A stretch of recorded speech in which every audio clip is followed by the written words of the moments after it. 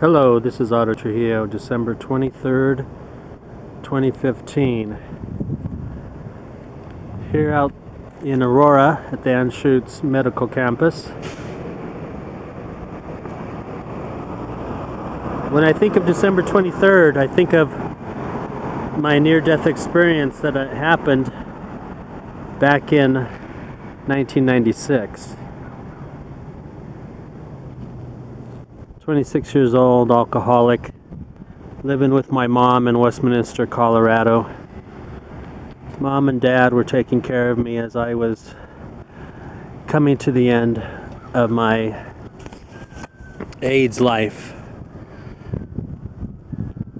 I had been drinking heavily for the last couple of years, unknown to them and unknown to a lot of the family that I have. I was a full-blown alcoholic, and I got full-blown AIDS early on and instantly became very, very sick. Everything you can think of. So 1992, get diagnosed. 4 years later, 96, I find myself at my mom's, dying. Several things happened, one after the other. It was like a domino effect. I was severely dehydrated one time.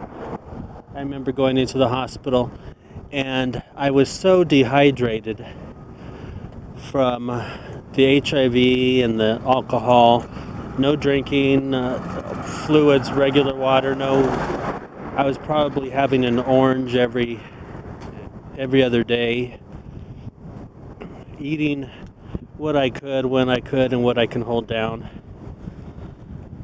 Going into the hospital, prior I had cramps, like I was having bowel movements, right? But this bowel movement was so dry, it was so dry inside my system that I couldn't push anything out. So it felt like a fist coming through, going straight out the end, with bricks on the edge of your wrist. I mean, it was so painful.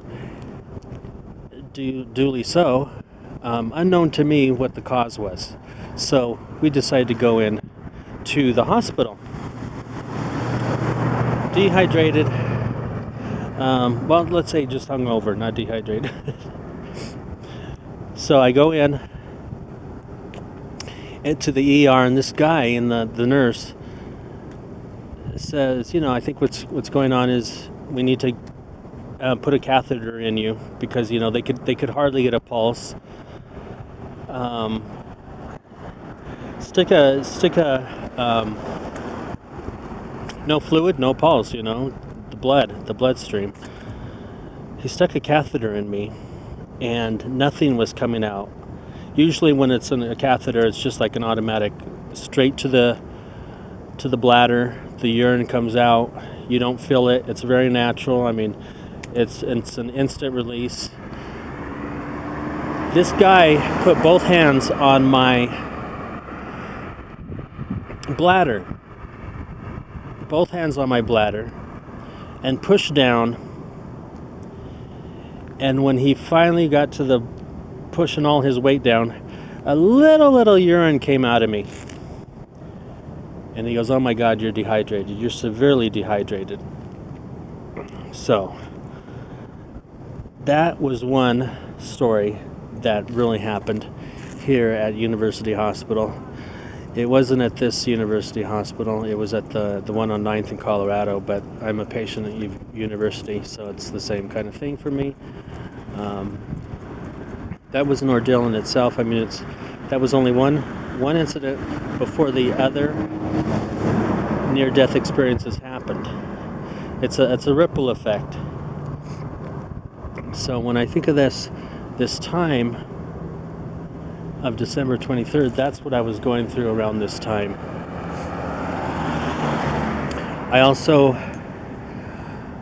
There's a lot to say, so I might break these up in little segments.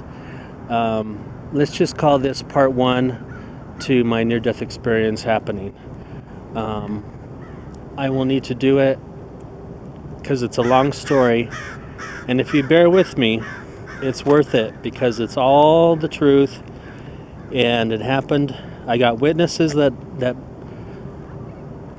the story that I'm going to tell you, I have witnesses like nurses and doctors that can verify, and I have it all on record that this happened and somehow I'm still here. So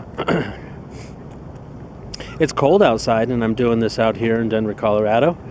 This is the University of Colorado Denver Anschutz Medical Campus, where everybody goes to get schooled to be doctored here. One of the places. This is Otto Trujillo. I have been a patient since 1992 of University Hospital, July 1992. Do the math, 23 years. God bless. Cheers.